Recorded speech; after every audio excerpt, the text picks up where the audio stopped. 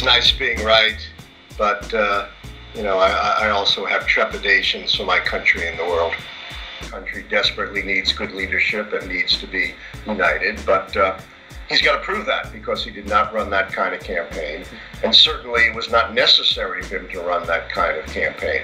According to my system, the country was ready for a change, and he didn't need to run a divisive campaign. He won the election despite the campaign rather than because of the campaign. Remember, all of those pundits who are now talking about, how Trump connected with voters, a day ago, we're talking about the terrible Trump campaign and how the polls proved he's going to lose. It was the same campaign, but of course the pundits can never be wrong because they always adjust their punditry to the latest results. That's right, I've said many times, any generic Republican candidate would win this election. My system is the world's only historically based prediction system that goes back to 1860 retrospectively and forward to 1980, and has now successfully called 9 elections in a row.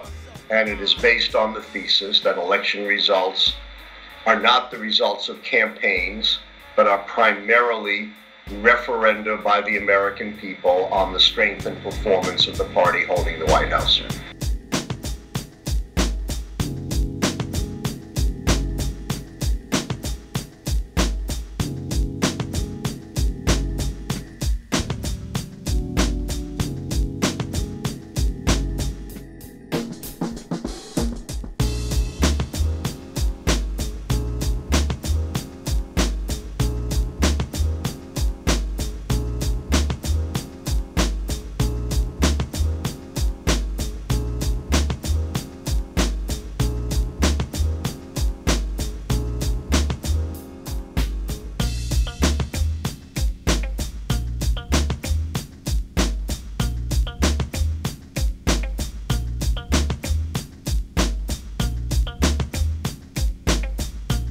Close on my system. I had 2 fairly shaky keys, the internal party contest key and the third party key. I also said, we had a confounding force in this election, the force of Trump, who's such an outside of history type of candidate.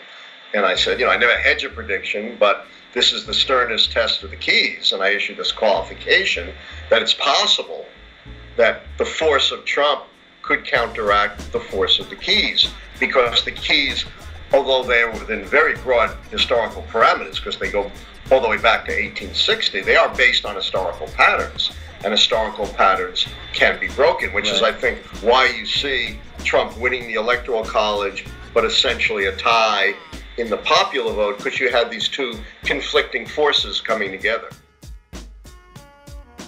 Number one, polls are fundamentally misused. They are not predictions. They're snapshots. And they don't actually tap into how people are going to vote. They tap into how people tell you they are going to vote for a future election. They're also confounded these days by the fact that so many people early vote, so we don't have a single election day. And unfortunately, the polls are abused. They make for lazy, bad journalism. You don't even have to get out of bed in the morning as a journalist if you're just basing your journalism primarily on the polls. It's the easiest thing in the world. You don't have to think about how elections really work.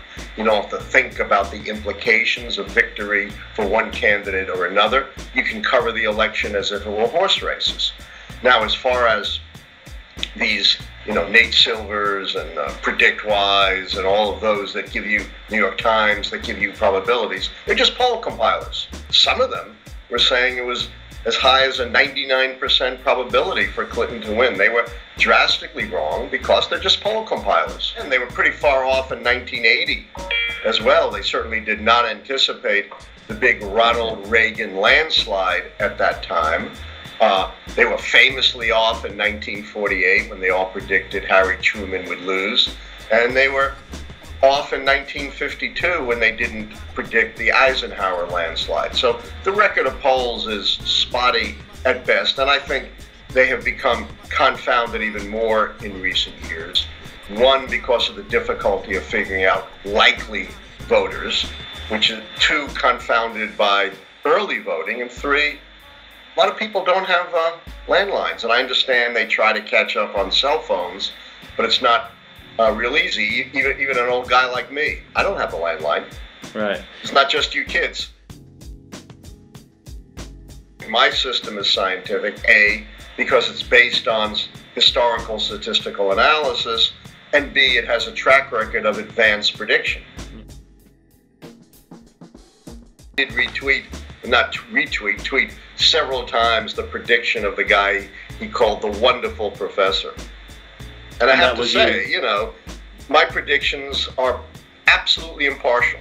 I predicted 5 Democratic wins, 4 Republican wins. You can't get more even-handed than that, so I'm not just plugging my own preferences into this. Okay. Gotta run.